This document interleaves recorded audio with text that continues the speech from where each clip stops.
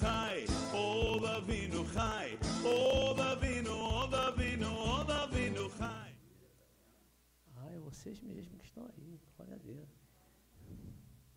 Amém. Bota essa aqui na cintura, né, Rafael? É. Amém, amados. Rafael me pediu dizer uma palavra. Está um pouco alto o volume. Podia abaixar um pouco. Abaixa aqui. Glória a Deus. É melhor para ficar mais suave, né? Porque a congregação está repleta de anjos. Na sua presença estamos nós. Amém. Glória a Deus. Aleluia.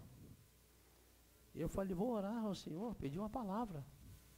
Não é? Porque a responsabilidade é diante do Senhor, em primeiro lugar, né? E, na verdade, Deus já tinha colocado na palavra, porque a gente está sempre meditando na palavra, sempre buscando o Senhor. E eu glorifico a Deus porque quando Ele pede, já vai confirmando a palavra que Ele tem colocado, né? E as coisas são maravilhosas, por causa da graça, do favor do Senhor. Então a paraxá, são duas paraxás na verdade, né? É Ruká, Estatuto, né? E Balaque, né? Números 19:1 até 25:9, Miqueias 5, capítulo 5, 6 até 6, versículo 8, e Lucas 21:1 até 22:71. Amém? Então eu senti no coração de hoje falar sobre Lucas 21, que fala a respeito, geralmente não se fala muito em termos de Lucas 21, o assunto que é tratado, fala-se mais em Mateus 24, 25, né? Fala das últimas coisas, dos terremotos, das guerras. Lucas 21 não é muito abordado, né, Rafael? É pouco. Mas eu vi aqui algumas coisas importantes, principalmente para a igreja, porque a igreja precisa estar preparada. Na verdade, isso aí a gente sabe, a igreja precisa estar preparada para poder, vamos dizer assim, vivenciar esse tempo tão difícil que vai acontecer, e que a igreja estará na terra para passar a grande tribulação, não é? E a igreja precisa estar amadurecida, ela precisa estar despertada, né? Ela precisa estar, e não está se vendo muito isso hoje.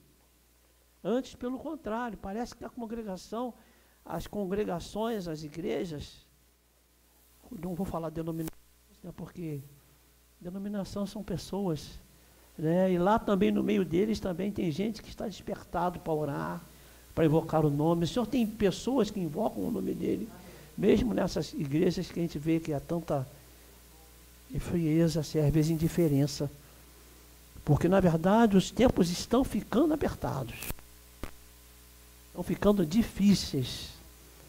E imagine se a gente tivesse que se transportar para um momento como esse, em que as coisas virá grande tribulação, de fato, de verdade, e a igreja estará pronta, nós estaremos prontos para passar por essas situações, não é? Eu gostaria de explicitar aqui em Lucas 21, não vou ler o texto todo, porque eu gostaria de falar de outras questões também, mas 21:8, a partir do 21:8, vamos ler alguns versículos, diz assim: respondeu ele, vamos ler o 7 também para contextualizar melhor. Perguntaram-lhe: mestre, quando serão estas coisas? E que sinal haverá quando isto estiver para acontecer? Respondeu ele: vede que não vos enganem. Virão muitos em meu nome, dizendo: sou eu, e o tempo está próximo, não os sigais. Bom, quando ouvirdes falar de guerras e revoluções, não vos assusteis. Como é que nós temos passado, né, por esses rumores de guerra, principalmente agora lá na Rússia, né, na Ucrânia. Como é que nós temos passado esses tempos? Porque parece que essas coisas vão tomando uma dimensão muito maior, né? E a gente fica pensando, será que isso vai virar um conflito mundial? Então essas coisas são coisas que serão necessárias acontecer. Não tem, disso não há como escapar. Mas como é que nós estamos sentindo esses momentos que a gente pensa que podem acontecer, assim, mais breve do que a gente pensa? No versículo 14, versículo 13, isto vos acontecerá para testemunho. Mas olha o que Jesus fala no versículo 14.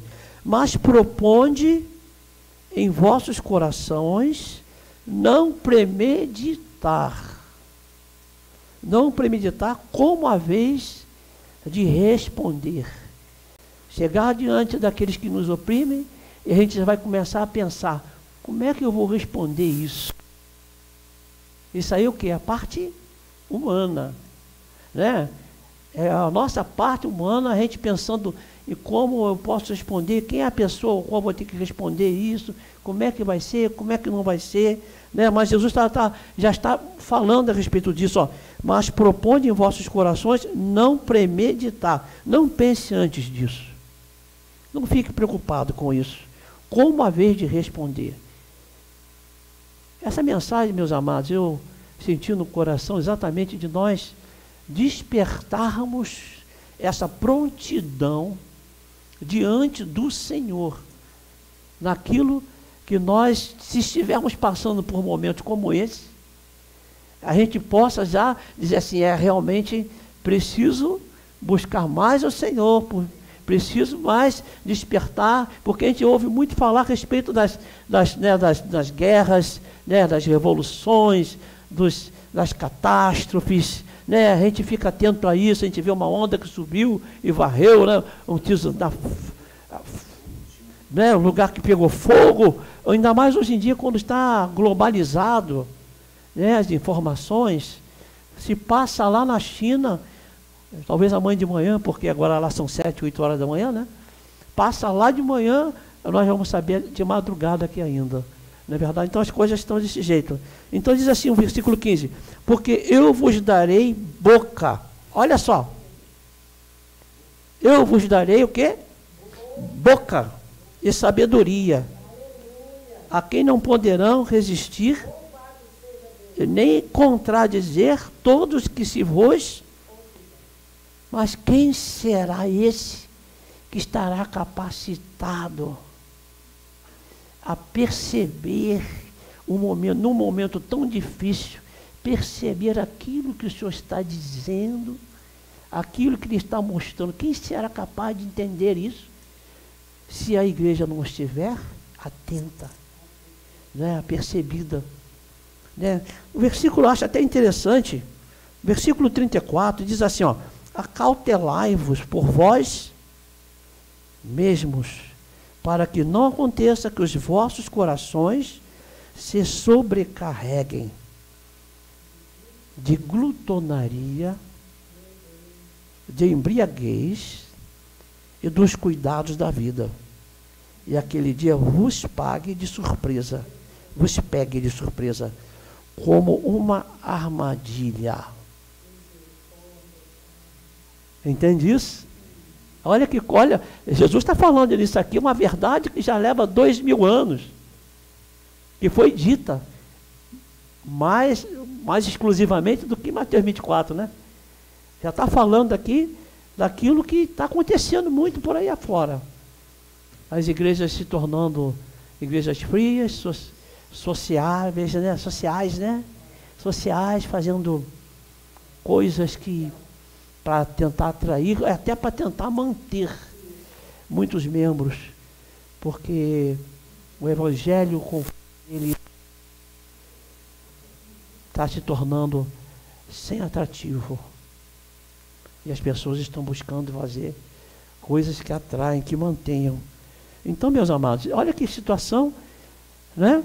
Então Jesus está, para quem ele está falando isso? Ele está falando, Lucas 21, Mateus 24, está falando para uma igreja apercebida, né? Para uma igreja apercebida, uma igreja que está buscando o Senhor. Eu estava sentado aí e o Senhor me falou a respeito de Tiago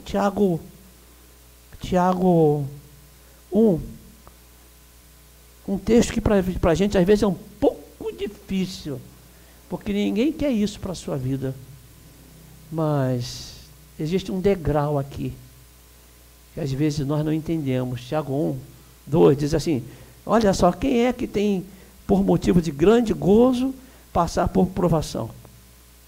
Quem é que tem? A nossa carne não tem. Mas a criatura, a nova criatura, em Yeshua HaMashiach, para aqueles que nasceram de novo, quando ele passa por uma provação dessa, o resultado que produz a provação, às vezes é uma enfermidade, às vezes é um filho, né, que a gente fica clamando, né? Às vezes é um desemprego de uma pessoa querida, né? Enfim, coisas que se propõem e que eu entendo que são a multiforme sabedoria de Deus para trabalhar em nossas vidas, para produzir valores que permanecem. Porque quando você é desafiado, enquanto a gente está sem desafio, a gente se torna religioso. Mas quando a gente começa a ter desafio, né? Desafio. Eu lembro da minha mãe, eu passava no centro espírita lá em São Gonçalo, eu falo, como é que pode? Aquela pessoa faz cura com éter, ela está dizendo que faz, o Deus dele faz aquilo ali. E o meu Deus, e a minha mãe? Eu falei, não, meu Deus é maior, eu vou clamar pela minha mãe. E aquilo, houve uma reviravolta tão grande, que eu não vou falar sobre isso, mas que quando a gente é desafiado, é colocar desafios, coisas que a gente não tem como correr, né? A gente crê no Senhor, e sabe o que acontece? Você crê no Senhor e você vê a fidelidade dele. Então é degrau. É de degrau em degrau, você vai crendo. Isso aí, eu acho extremamente importante, porque a gente vai falar sobre verdade. Jesus Cristo é a verdade ou não é a verdade? Ele é a verdade. Como é que nós podemos deixar de crer nele no momento de tribulação e dificuldade? Como é que podemos? Não é verdade? Não é verdade? Por isso que eu entendo que ele como mestre, ele nos ensina a passar pelas provações. Olha o que acontece, sabendo que a prova da nossa fé desenvolve a perseverança. Você crê, confia nele e você, olha, ultrapassa os limites da carne. Entende isso?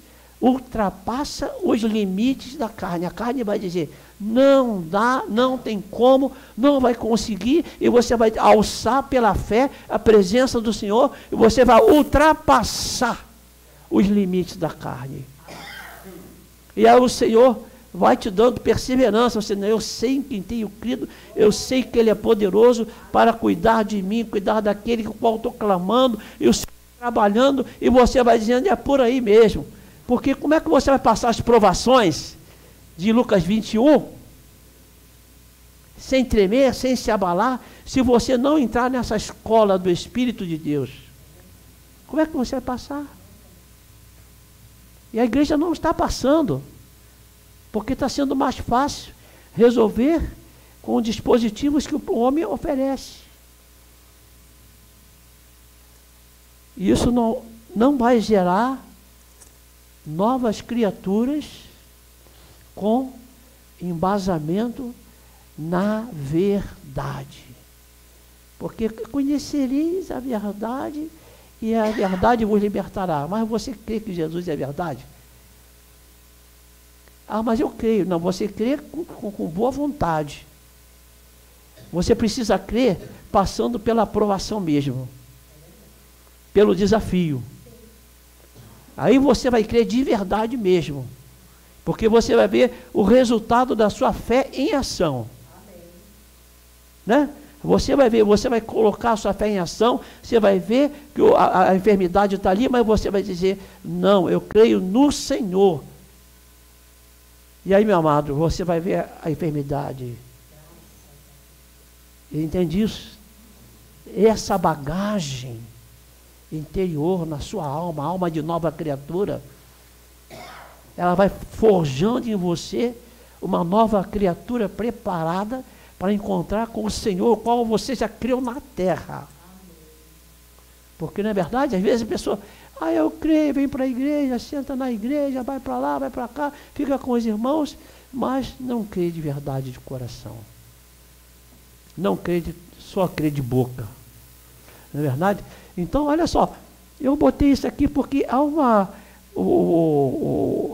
Pilatos, ele disse assim, logo tu és rei, Jesus respondeu, tu dizes que eu sou rei, e para isso nasci. Só falou a verdade. E para isso vim ao mundo, a fim de dar testemunho da verdade. Todo aquele que é da verdade, ouve a minha voz. Pilatos simplesmente volta para ele e pergunta, o que é a verdade? Eu sou rei. Eu vim ao mundo para ser rei. Mas você não está entendendo que essa é uma verdade e que eu sou a verdade. Entende? A igreja está vivendo muito esse tipo de situação. Porque a igreja não está entendendo a questão espiritual, a natureza espiritual. A nova criatura tem uma natureza espiritual, um conteúdo de natureza. E precisa vivenciar essa realidade de natureza espiritual. Né? E aí eu fiquei pensando assim, o que é verdade? Vocês sabem que eu falo um pouco sobre o tal do gnosticismo. Né? Gnosticismo designa um conjunto de crenças de natureza filosófica e religiosa, cujos princípios básicos assentam na ideia de que cada um tem uma essência imortal. Sabe o que significa? Significa que saiu uma fagulha saiu de Deus. É o espírito do homem, mas eles não falam isso. É um éon. Uma fagulha saiu e habitou no corpo. E essa fagulha é que eles dizem que pode você ter uma parte de Deus. Se você tem uma partícula de Deus, você tem potencialmente condição de ser Deus. Mas isso aí para você não engana. Mas para quem está lá fora e que já perdeu já o rumo do Evangelho, a direção do Evangelho, a pessoa, puxa vida, eu gostei dessa filosofia. Boa ideia, rapaz. Não me cobra nada. Não me cobra buscar o Senhor. Não me cobra exclusividade. Não me cobra fé. Não me cobra nada contra a carne. A carne vai viver. O dia que eu volto para o irmão, eu volto para Deus, porque eu sou parte dele.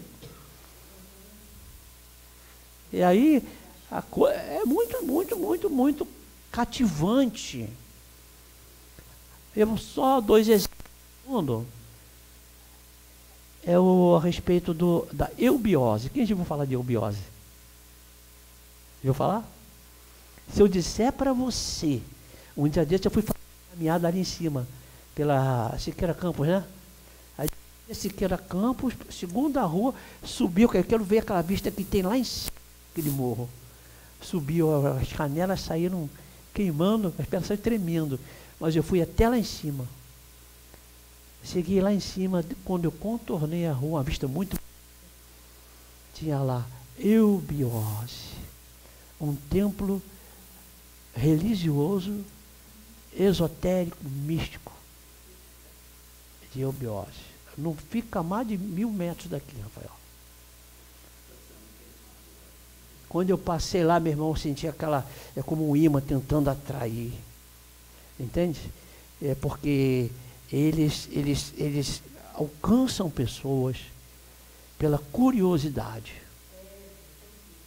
Nós não precisamos de curiosidade, nós conhecemos o dono da vida.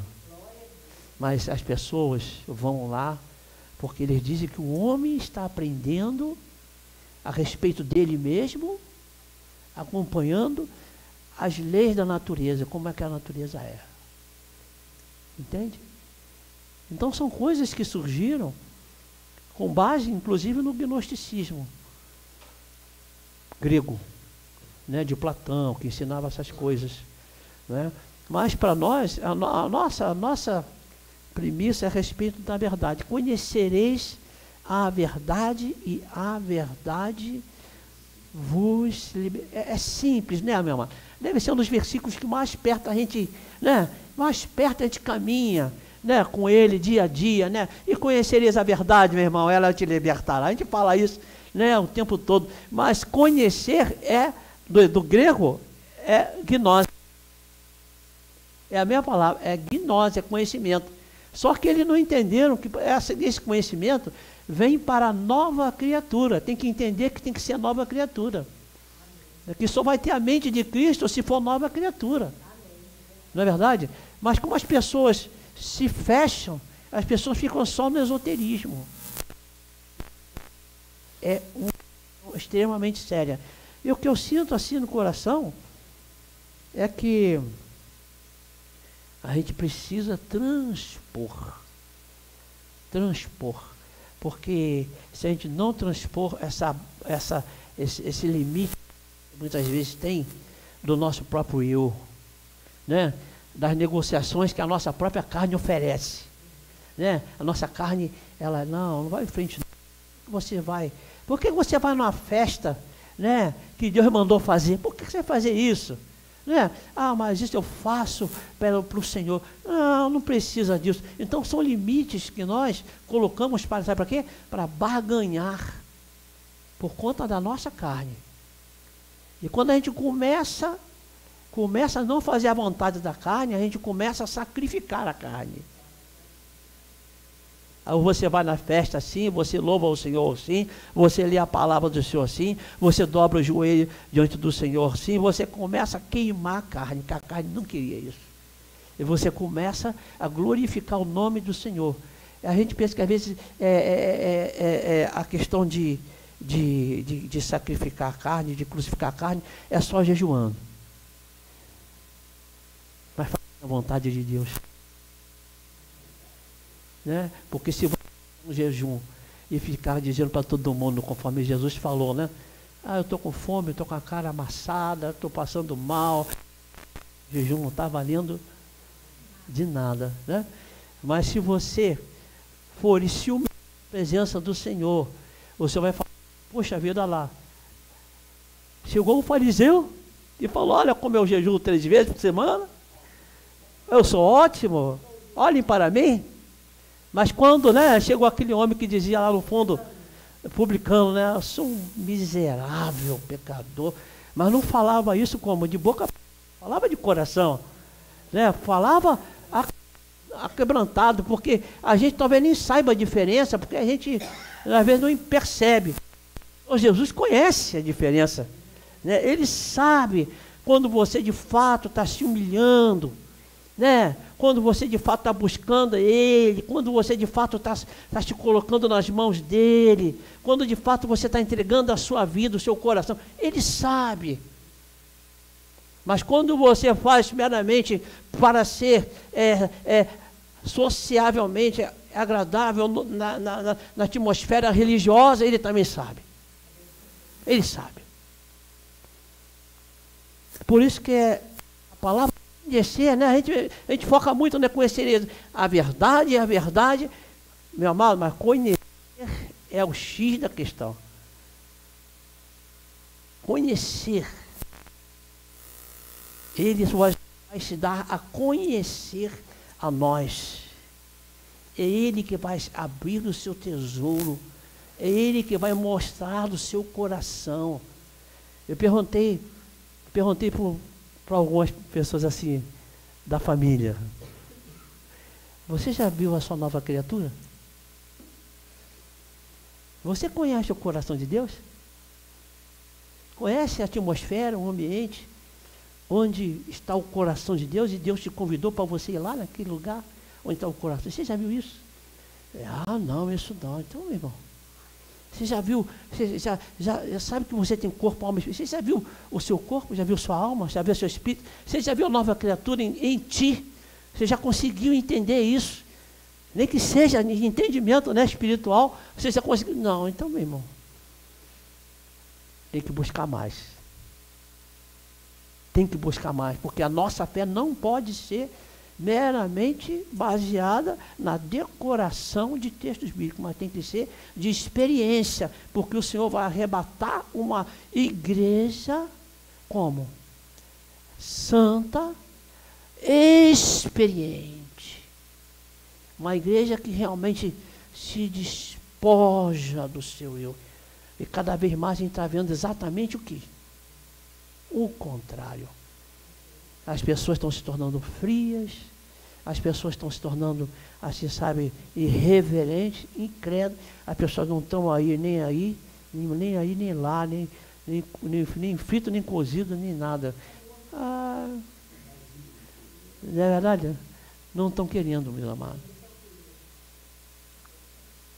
E eu creio, sabe, que quando a gente traz uma meditação em cima da palavra, conforme nós temos feito aqui, nessa congregação, eu creio que isso no mundo espiritual desencadeia. Porque se o Senhor se agrada disso, se o Senhor, Ele opera. É por isso que, às vezes, a gente deixa só para Rafael, né, a responsabilidade. Não é justo? Sabe por quê? Porque quando o mundo espiritual vai se mover, é claro que vai mover, vai vir anjo, vai ter libertação, vai ter cura, vai ter, sabe como? A ousadia do Espírito vai chegar, e vai haver um quebra-pau contra o diabo, né? E um assentamento do reino de Deus. Isso aí não...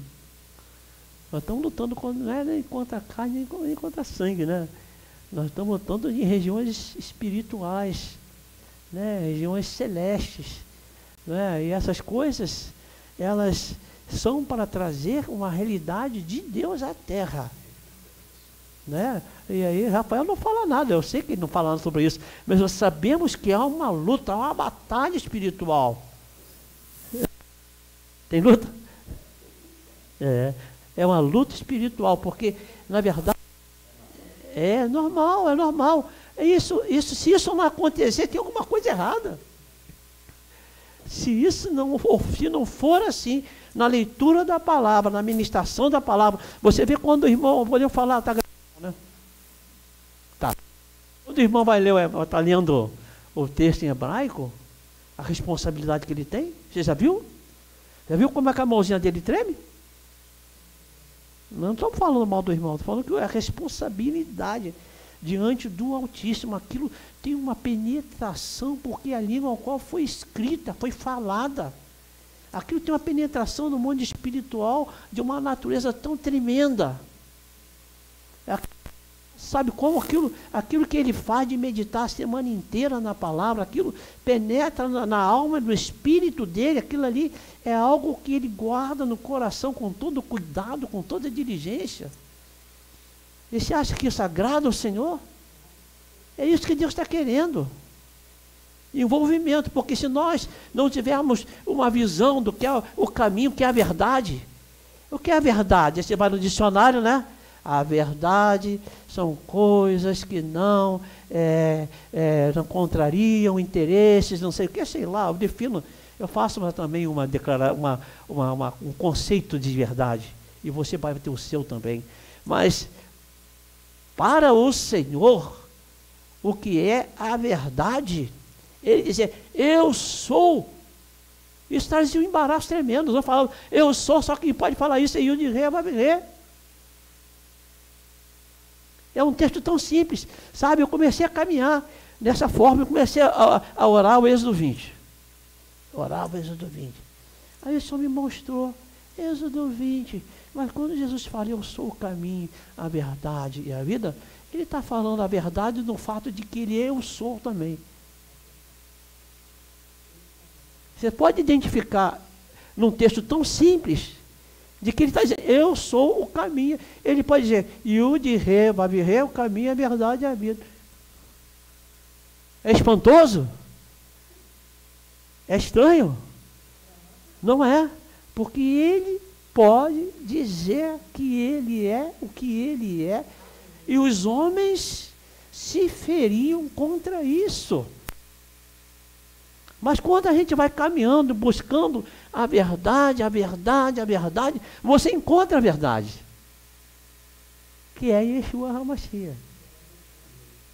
É esse que nós esperamos, que nós encontremos com ele no céu e com o Pai. Mas como é que nós vamos fazer se nós não estamos mais buscando a verdade, meu irmão? Nós temos que buscar o caminho, para nós enxergarmos o caminho, sabe como? De uma natureza espiritual. Nós estamos buscando o caminho como? Socialmente andar como Jesus andou.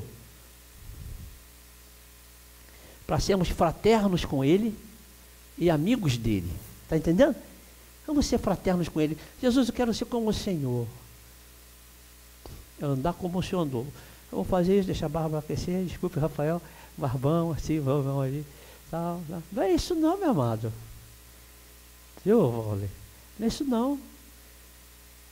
É uma identidade em espírito. Imagina a profundidade disso. Quando ele fala, eu e o Pai somos um, uma unidade de espírito, ele quer que nós sejamos uma unidade com ele. E isso nos tira da nossa dimensão de que nós vemos as coisas sob um aspecto natural, e a gente começa a se identificar com ele em sua natureza espiritual, na sua grandeza. A gente começa a se tornar parte com ele. Será que eu estou exagerando? Será que nós estamos nadando contra a correnteza na realidade das igrejas? Mas temos que continuar. Né? Porque, meu amado, a gente precisa enxergar o caminho. Que caminho é esse? Jesus está no caminho, né? Ele estava na terra, estava no caminho, mostrando o caminho. Ele estava mostrando o caminho na terra. Agora ele está mostrando o caminho aonde? No céu. E nós temos que continuar andando nesse caminho, no céu. E quando ele voltar, nós vamos estar com ele no caminho na terra de novo. E assim nós estaremos com ele para sempre. Mas é uma necessidade, um despertamento no caminho. Quem é santo, se santifique mais. Quem busque, encontre motivação para buscar. E o Senhor faz isso. Porque quando você começa a buscar o Senhor, você começa a invocar o nome do Senhor, Ele começa a mostrar coisas para você. Ele vai mostrar coisas do reino. Conforme Ele mostrou outro dia, né? Ter mostrado aqui, né? Imagina você vê uma plantinha, ou um animal, né? Ou uma cachoeira, alguma coisa do reino dele, que ele coloca e você fala, rapaz, os olhos dos homens foram fechados por causa do pecado.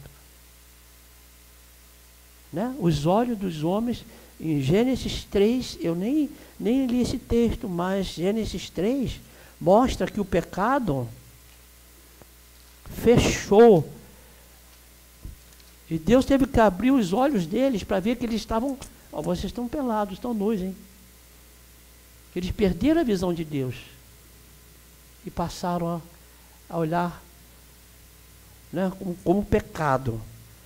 3:7. Então foram abertos os olhos de ambos e conheceram que estavam nus. Antes eles não enxergavam que estavam nus. Não tinham pecado.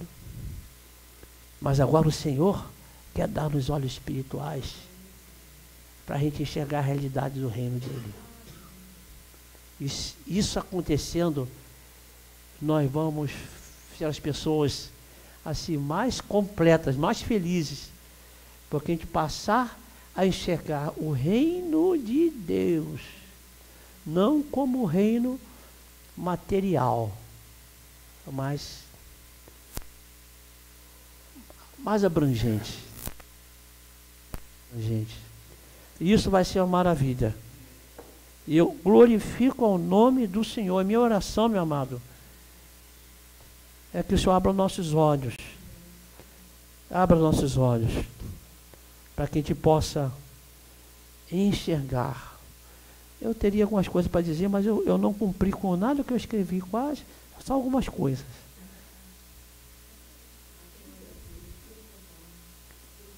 Mas eu glorifico o nome do Senhor. Nós precisamos mover no mundo espiritual.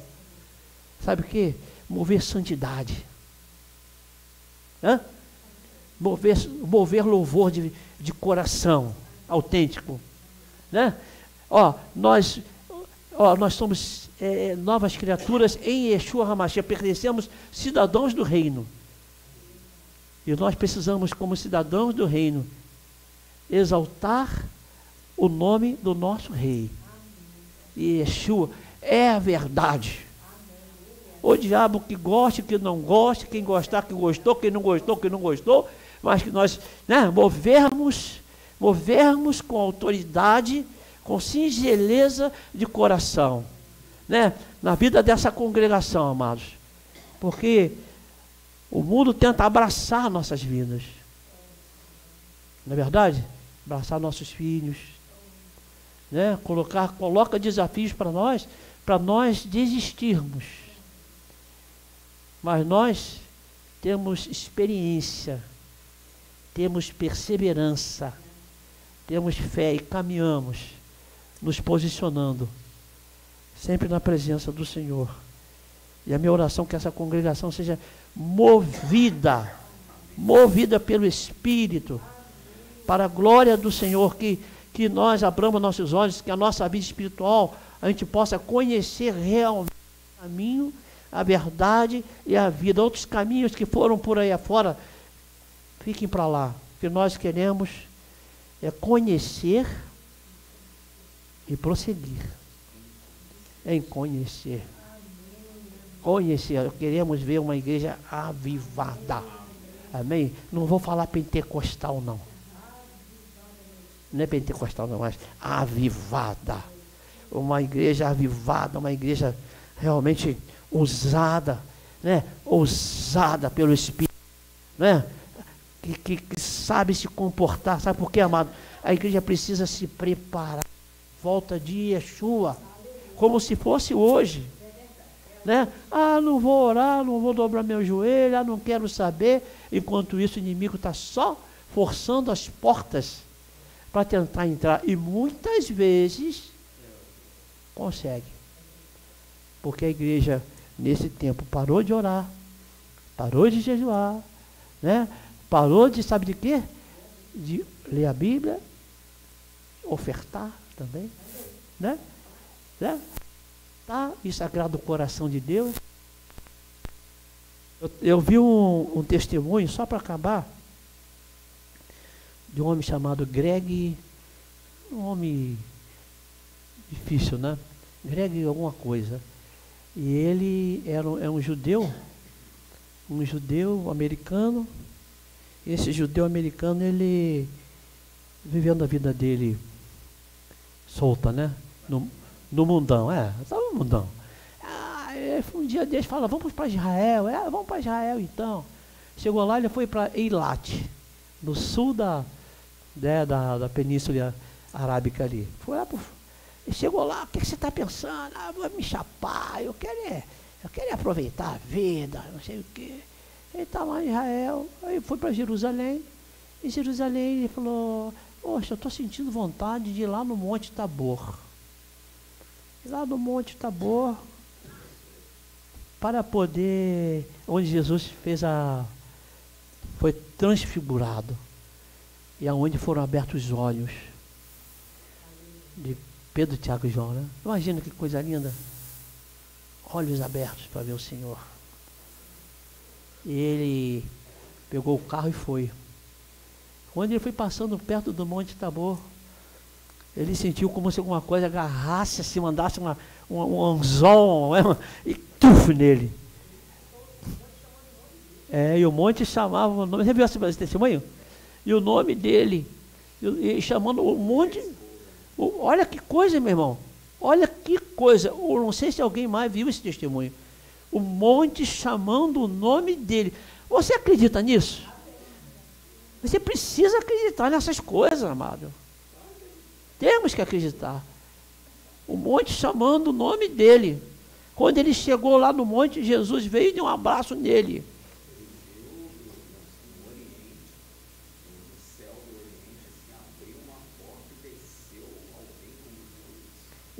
E deu um abraço nele com muito amor.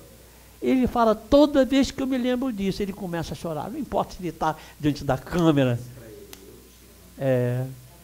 E aquele amor, sabe, o amor de Jesus? Você já sentiu o amor de Jesus? O doce amor de Jesus?